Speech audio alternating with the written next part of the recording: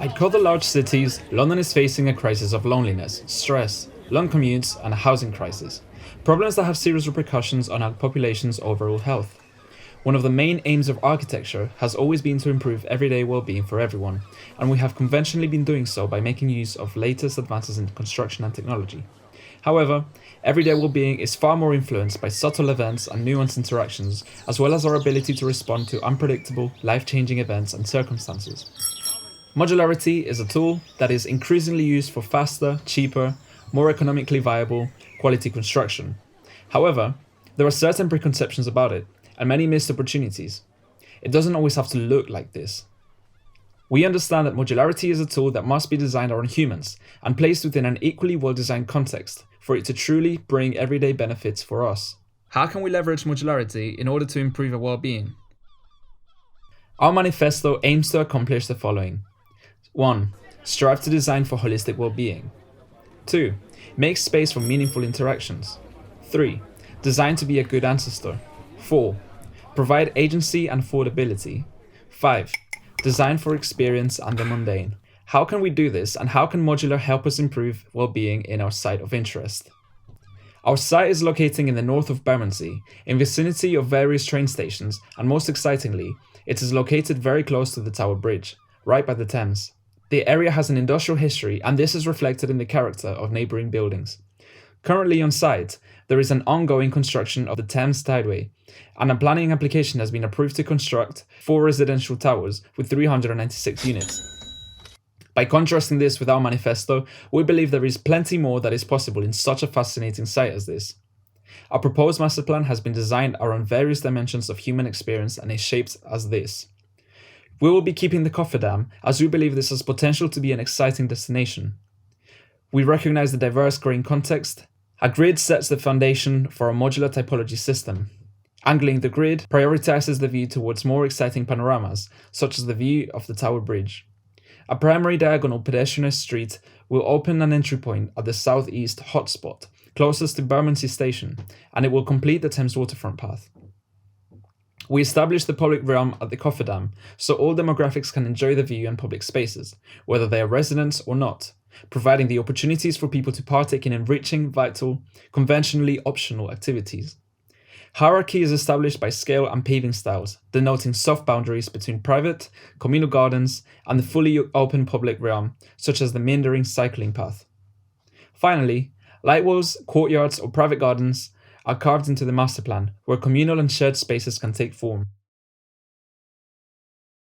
A proposal further reacts to its context through a floating jetty walkway running towards the west, arriving at a public square, connected to Tower Bridge moorings and along the front of Shad Thames.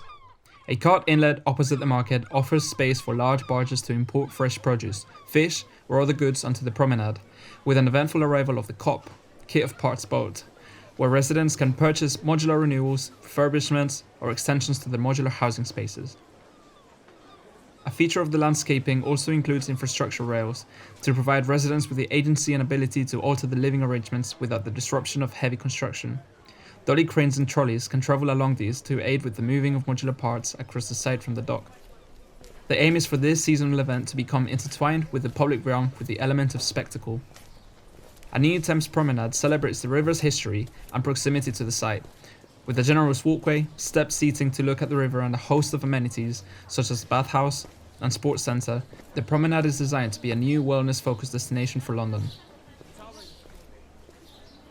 The framework, or master plan, is composed of 4 different typologies.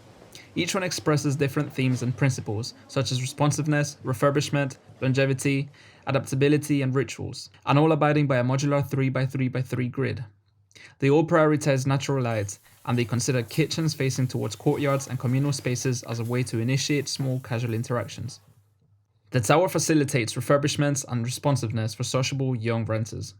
This is reflected in the plan with a mixture of private and communal living situations that have 1 or 2 responsive spaces, providing a combination of additional enclosed or open spaces, as well as green planted floors.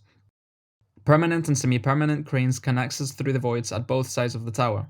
There is also a direct and short distance for removal from the flat to the crane through the large secondary entrance doors. Retractable and movable modular homes provide a space where residents can collectively reconfigure the topology, using various dollies and cranes to better meet their needs based on the seasons, climate, or users. Cranes can slide each volumetric housing unit out of the permanent exoskeleton and reposition it within the frame. For example, in winter, residents may collectively decide to have a more inwards focused arrangement of the modules, with homes fully enclosing the courtyard, creating a denser inwards focused community in winter months when there is less sunlight and higher need for heat retention. This typology is aimed at new families, couples, and people aiming to deal with loneliness. A stepped social core with gangways and the ability to manipulate indoors and outdoor spaces all help to support the well-being of residents and fostering friendly communities within a block. The structure that supports it behaves as a chest of drawers unit, allowing units to slide in and out with relative ease, prioritizing outdoor space in the warmer months. This typology has been designed with the intention of harnessing the experiential benefits of a low-rise neighborhood, such as the relatable expression of domestic scale, the calming perception of slow pace, and the density and closeness between residents. The number of bedrooms per unit varies significantly within each floor, as to foment intergenerational interactions and bonds. Designed around communal spaces and the idea of longevity, a ribbon form creates lengths of exposed facades, allowing for units to expand and contract either within the structural grid or through parasitic spaces that hang off the frame. This allows for residents to grow their home as they can afford it, or to adapt their surroundings to the changing lifestyles, life phases, and life-changing events. A house in this typology is designed to be a home for a lifetime. So, how can we leverage modularity in order to improve our well-being? Our research has definitely wrestled with this question, and we have identified a range of scenarios that prove that modularity could be used in settings that are genuinely user-oriented and which can facilitate multiple conditions during our lifetime. When seeing modularity as a tool in a holistic approach for architectural design, not just a construction technique, we see modularity in a new light that has been provocative for us and which promises untapped potentials for the future of architecture and everyday life in the city.